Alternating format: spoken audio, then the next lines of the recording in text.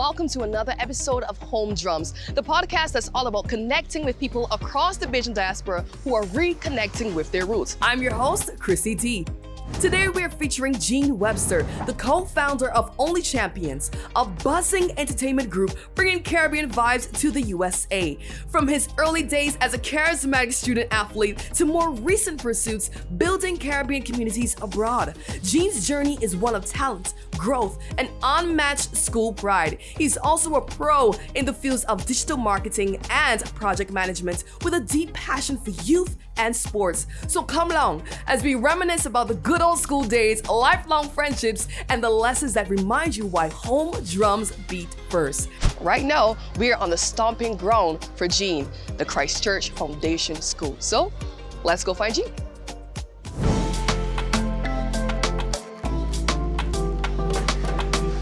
Hi, Jene. Hello. Hello. Nice to meet you. It is a pleasure. No. Yes. So we're here at your stomping ground. I want you to tell me everything. I want to see the places where you used to hang out. Okay. I want to hear about your school days, what you used to get into. I heard there's a little bit of troublemaker as well too, so I want all the tea.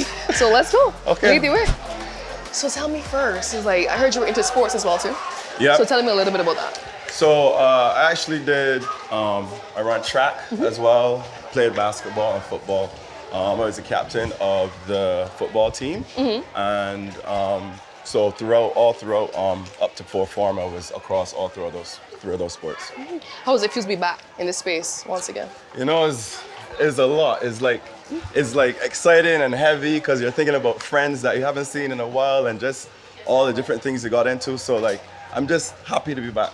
And you migrated from Barbados around the age of 16, if I'm correct? Yep, I left. All right, so tell me, what was that like for you to be in Barbados and then you have to tell everybody pretty much bye? Yeah, well, funny story is I didn't even get to tell people bye because I didn't know I was going to be Oh, actually moving. wow. So I've always had family in the US, New York, New Jersey specifically. Yeah. And so I think at some point they got together and decided that it'll be best for me to do a year of high school and then transition easy to college because it would have been easier from trying to do, go from, I guess, UE here to college up there. So Understood. I went up there thinking I was just visiting summer, seeing my cousins and stuff. And then Then you never at came the back. end of summer, I was told, hey, just so you know, you're going to be staying here. And I was kind of devastated. Oh, wow. Yeah, Well, yeah. here's the beauty of this, while we are here right now, there's a teacher of yours Right. that you're gonna get to see. Yep. So we're gonna head to him now. Okay. We are about to go meet Mr. Straughn. Now, Right, this is a gentleman that played a massive role in your sports background. Facts. So you're a little nervous to meet him? Is he gonna tell me Nervous. anything you I'm don't want me happy. to know? Well, hopefully, he sheds good light on me and that's it. Fingers crossed. Fingers crossed. Good afternoon, Mr. Straughn. Hi, nice to see you. Yeah, man. Good to see you. Yeah. Good to see you. Yes. Off to a good start. You're All a right, presenter guys. too. Nice to meet you as well. Welcome to the Beacons on the Hill. Thank you. So when we were walking, coming this way, you had mentioned there's a few things that you noticed missing. So tell me a little bit more about the school that has changed in your eyes. I remember when I was going here, we were one of the first, I guess, schools to do long pants at 3rd form. So you would come in as a junior, wear short pants. I know it's like everybody wearing long pants. So that's like a different thing I noticed as well. Well, I think we made that transition. I can't recall the year, but from our first farmers, they wear long pants. Wearing long pants was the biggest thing boy. ever. And I must say, one of the things that when you ask children why they want to come to Christchurch Foundation School, they say one of the reasons is really because the first summers wear long pants. That's the reality of it. Yeah, I mean, true. besides being one of the top academic schools in Barbados, there are those other little things on that children will want to come to a particular school. And I'm gonna ask as well too, because as we mentioned, Mr. Straughn played a big part in your background, but I wanna hear the tea. Tell me one of your best memories of being in the same space with Mr. Straughn. Class, anything of your sort. Yeah, so I'll put it this way. He's obviously the athletic director and a big push for me in terms of just athletics in general. But I know I used to give him a lot of headaches. I mean, just to even train, show up on time for certain things with regards to whether it's running, track and field, etc. I used to feel that because I was fast and I doing something for the school. The boy can't tell me nothing, so we used to go back and forth. But in terms of like looking back, like all those moments, just in terms of, you know, him being stern or at least trying to push and really set an example, it really helped build that character in me, and it's something I can look back and say that, you know, he did an excellent job with the programs, and I mean, he's still here how many years later, so I could see that he still continued to do a great job. And so, yeah, I mean, I don't know if he had a different point of view from my memory, but yeah. I mean, I won't tell the... Give us the tea. I mean, as I said, I recall, I mean, we are typical first, when we first into school, I'm sure that none of us are perfect. Right. And I would not try to focus on those kind of negative experiences. Yeah. And I look at what the individuals are doing at this point in time, how they have developed themselves, how they have matured. And I'm sure that, again, as I say, he early told me that he would have spoken to Minister Chad Blackman, and when I'm pleased about that day, because he would have come through my hands from a first farm student. Yeah. So those little things make me feel good when I see farmer students go out there and do well in the particular areas. I mean, Chad is a minister, but he's telling me that he's into marketing. That we have people who are carpenters, plumbers, but I respect all of them are doing, as long as they're doing something positive in this country. So Agreed. It doesn't matter the job. The important thing is them doing something positive in Barbados or anywhere in the world. So I have another question for you, Mrs. Straughn. Like, how do you feel seeing former foundation students performing well globally on the athletic scene? Well, I mean, we can surely boast, not what I want to say boast. We feel honored to be that person, that he was that individual who would have brought joy and joy to our country in Barbados. So again, we do well in several sporting disciplines. Like this year, volleyball is a big sport in here, netball, you know, we play squash, badminton, we got football, basketball. As I say, you could see the young people out here. You would not believe that. These students, they got exams coming up, starting at 12 o'clock. I was wondering. But they're still keeping themselves busy and engaged, because I'm sure that they will go into the classroom well prepared for their exams. It's all about balance.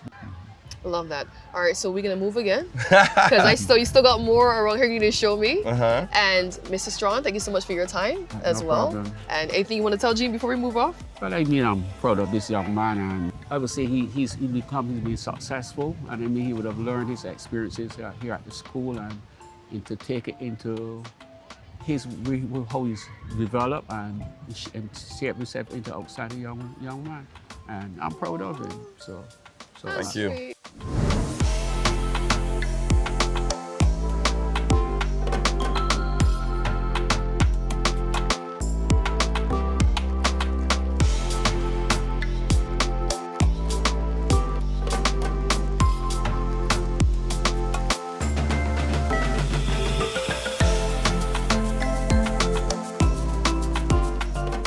All right, so we've been walking around the school for a minute. So tell me, how does it feel to be back on this court right now? And obviously, I'm seeing the kids playing as well too, so how does it feel to see them?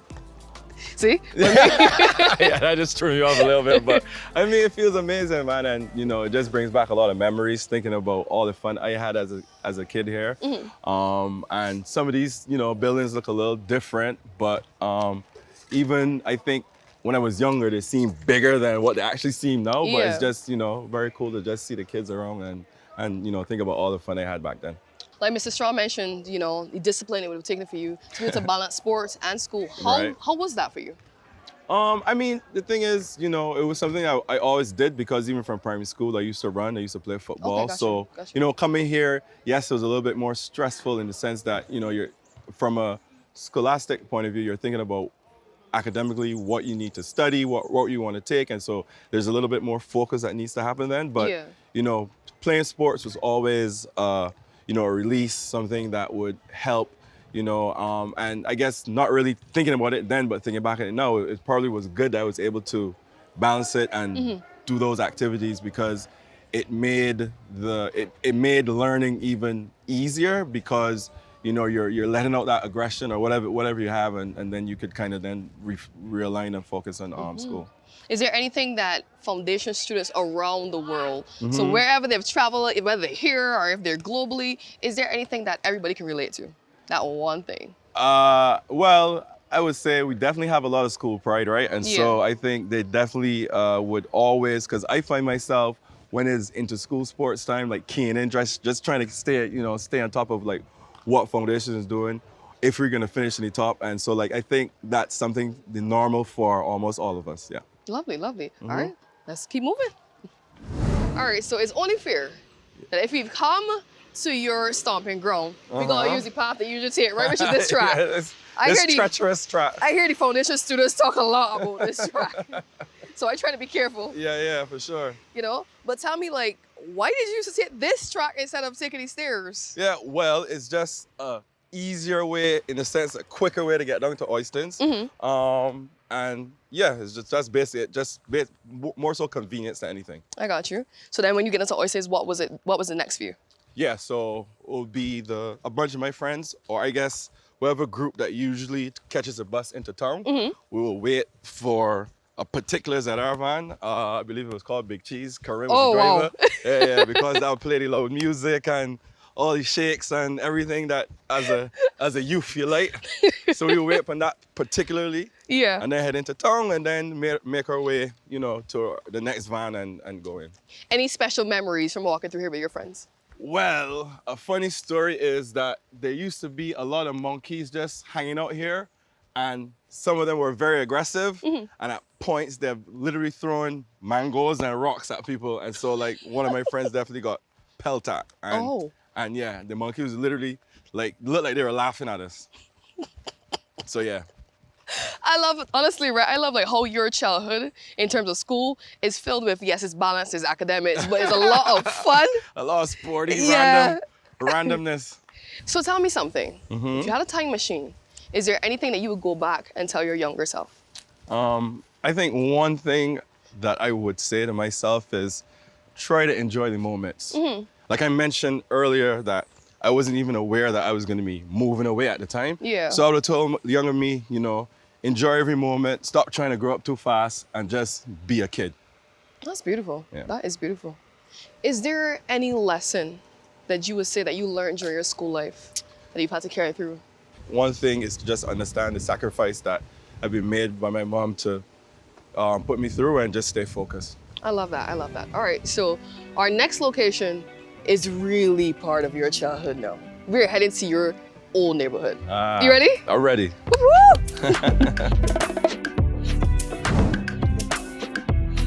Next up, we head to West Terrace, St. James, where Jene got the chance to reconnect with a childhood friend. Fresh air. Welcome back to the basketball court. Boy, memories overloaded. I spent many days out here. I love the environment though. This is nice. Hey, Oman. By my little eye. Good? Everything good, my brother? Yes. Been a while, man. Yeah, good to see you, bro. It's true, man. All right, the court look different and all. It does. It's true. It's true. Because when we were out, this year used to be gray. Yeah, asphalt. just gray. And we had a little they patches. got some newer rims from what I remember as well. Yeah, because this here used to be wooden. Right. But now they get the little fiberglass. Yeah. We had a good run though, man. So how long have you guys known each other? We would have been in secondary school. Right. I would have just been going to secondary school. Just to call. You would have been at the foundation. Right. And you see how everything worked out, right? The entire neighborhood made the foundation. Yeah. I was the lone I went to come here. Lone boy went to come here. So in the morning, everybody going to school. Yeah. And I the one boy that got, in my car, like, say goodbye. And then, as we get older now, you remember I used to I used to leave school and catch the bus to come up to the foundation. Yeah. And then and telling you, and then we would catch the bus now and come home the same way. So that's years. Tell me one memory, your highlights on this court. Ooh, you mean with Action Man specifically? Yeah. But you see, but let me put it, he got the name Action Man, right? Because, all right, it's not like he was playing at the time, you know. We used to come out here and think, Jene just showed up on the set one day, and everything was just action.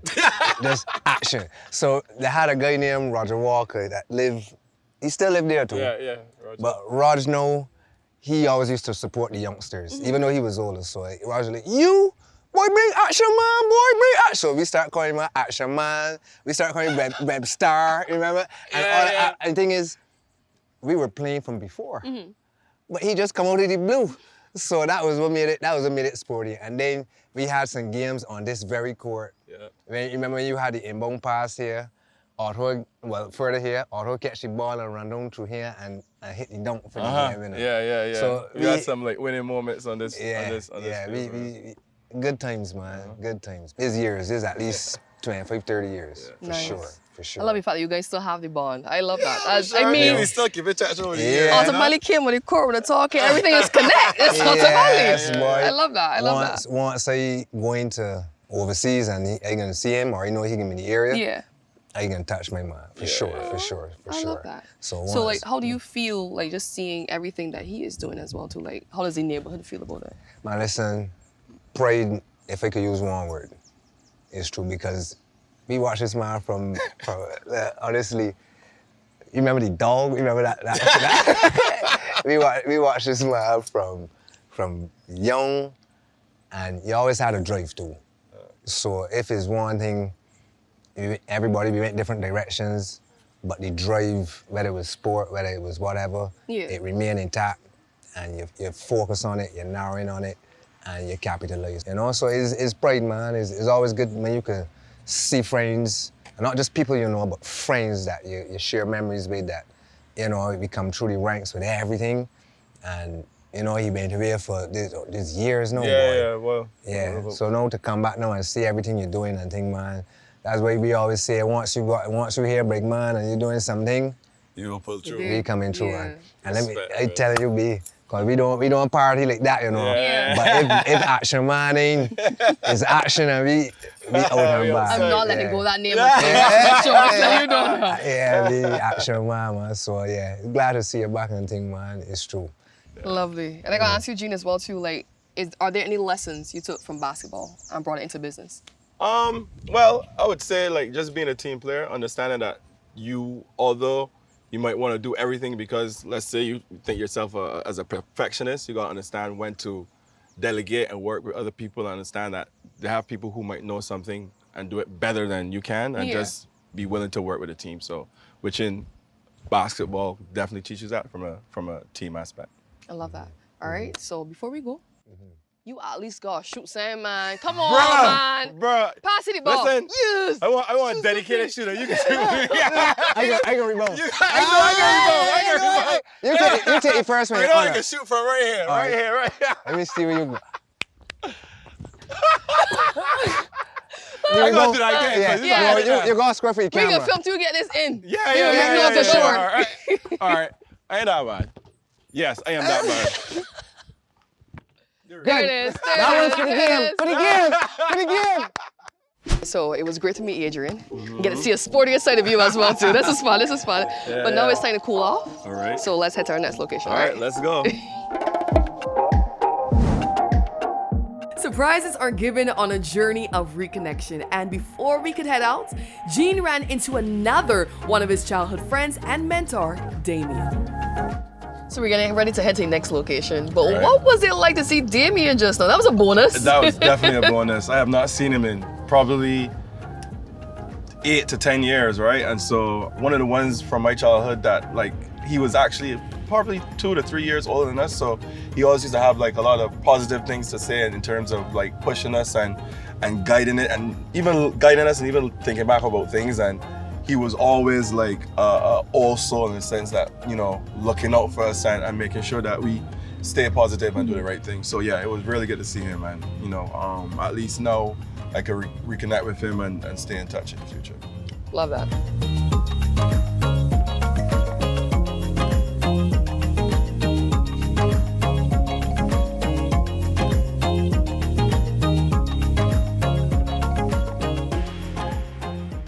So we talked about the athletic side of your life. Now I want to talk about the business side. Yeah. You have the digital marketing and the project management. So tell me how you got into that. I was actually by, I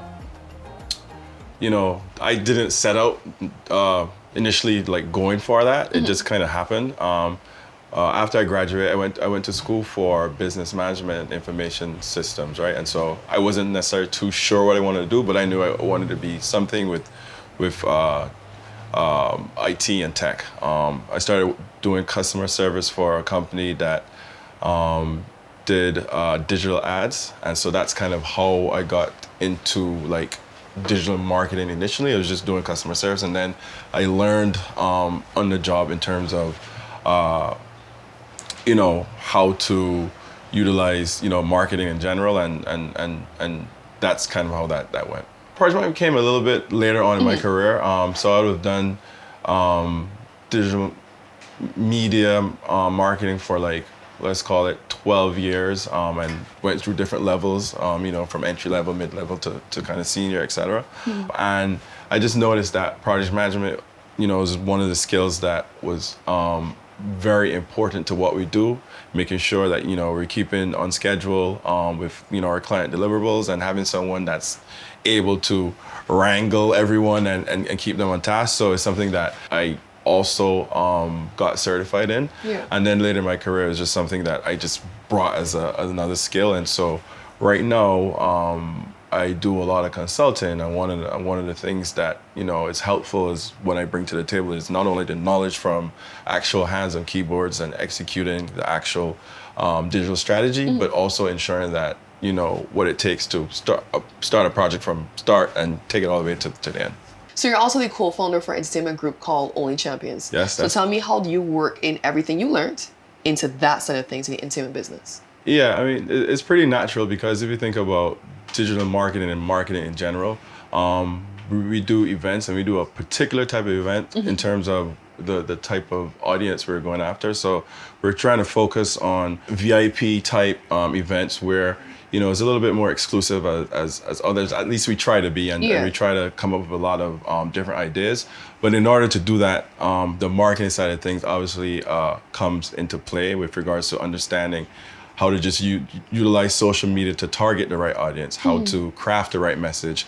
Only Champions is, it's myself, my business partner, OC, and his wife, Saraya. So, between the three of us, we definitely, put our heads together to figure out like how we want to deliver the product for every activation. Saraya, she's very creative. Actually, she does a lot of our actual detail in terms of the flyers, the creatives, etc., and just the creative vision. And then we'll take that and execute. And my role, for me personally, is to bring a lot of people. So that's kind of what I focus on as well. All right, so we know about the business side. Right. Now tell me how you get over to the party side. There's Revival Brunch, Afro Soca, Deja Vu, the whole 9 yards. So tell me how that all happened. Yeah, totally by just happen chance. Coming home on vacation, visiting my friends and stuff, they would make time for me to like go out and party and stuff. And so whenever they will come up to New York, they will do the same. I'll do the same with them there. And so that just led to be, one of the voices in New York for Bajans or my friends and their friends groups in terms of what's happening in New York. They'll always ask me, and which would lead to us always going out, right? And so, supporting some of my other friends out there when they did events, I would routinely show up with like 30 to 40 people, and they always wanted me to be like, hey, you should do, this is something you should look into, right? And so it's just something over time that I ended up doing just based on the fact that I saw that I had a pull and people would support me. Even knowing that, it wasn't something like I was passionate about because I just felt like it would be a distraction from what I had to do from my professional side. Okay. But what changed is that like over the years, like I said, coming to play with finding Only Champions and understanding that basically our view, our mission is to not just do just any regular event, because there's already a lot of those, right? And how could we be different? And which is one of the events that we came out with way back when, 2016, I believe, or 2006? No, yeah, I forget. It's almost 10 years, including COVID, right? So yeah, was a brunch, which at that time, especially in the Caribbean side of things in New York, it was not a lot of brunch parties. We definitely had like day fetes and breakfast parties, I guess. But the little brunch aspect where you come, sit, eat, drink, and then still party, like that, to me at the time, I didn't see a lot of that happening. And so, you know, coming out with Revive Brunch, that was something that I felt like, okay, well, since I'm gonna do something in the entertainment space, it's different and something that I could actually go behind, because I didn't want to feel like I'm copying someone else for my first event. So that's kind of how it started, and seeing a response, seeing the happy faces, seeing just how people were just happy and excited that like I finally decided to like start to do events, and you know, seeing that it came off well, and that's kind of how I slowly but surely developed like more of a passion to it, and then, you know, here we are. Tell me a bit about the culture, because like I understand you do similar events in Barbados and in the US as well too. Mm-hmm. How do you incorporate your culture over to those events? Yeah, okay, well, in terms of, you know, from a Caribbean standpoint in New York, I think most of the Caribbean parties, they're gonna have a mix of DJs, whether it's, you know, DJs from Jamaica, Trinidad, or whatever island you want to say. And so I think, you know, from a culture standpoint, you know, it's definitely through the music and the type of music we were playing, and the type of DJs that we know that will, you know, highlight certain things, especially if it's a Bajan segment, etc. One of those events that you mentioned, Deja Vu, which happens Labor Day weekend in New York, which would be New York's version of Carnival weekend. That's one of the few shows that we actually have artists. Most of the other events that we do, we don't really have artists, but Deja Vu that we do. And I always make it a point to have at least 4 or 5 Bajan artists perform, right? And so, you know, that's a party that could have anywhere up to 600 to 800 people.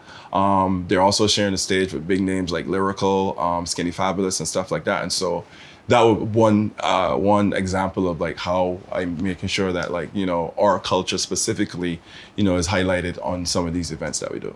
And on a personal level, how do you maintain your culture for yourself, your roots? How do you maintain your roots? Anything of the sort? Yeah, I mean, number one, I'm always here. So like, like people. That's a good thing. Yeah, people don't know where I live now. Like if I'm here or there, like, so I'm just here that often. For sure, you were always here, because let me tell you, right?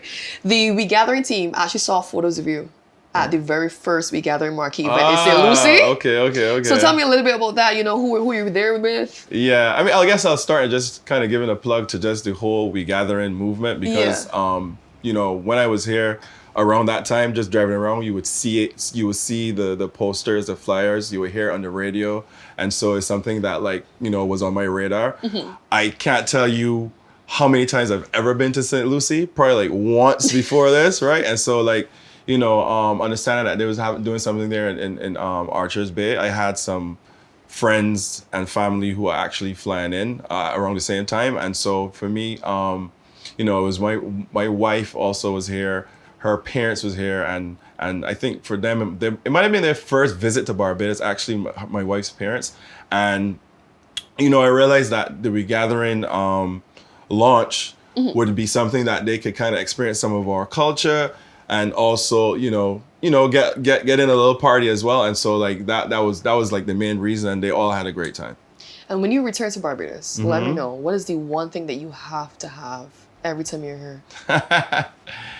You know, it would be sauce on Saturday, right? And so like I think my sauce guy is the same sauce guy for me and Motley. Like that's what everyone says. So like when I go there, like, you know, it's always like something that it's a fond memory, just because I think when I think about all my friends, I have friends from different islands, right? Living in New York. So Grenadans, Jamaicans, Antiguans, Trinidadians, you name it, right?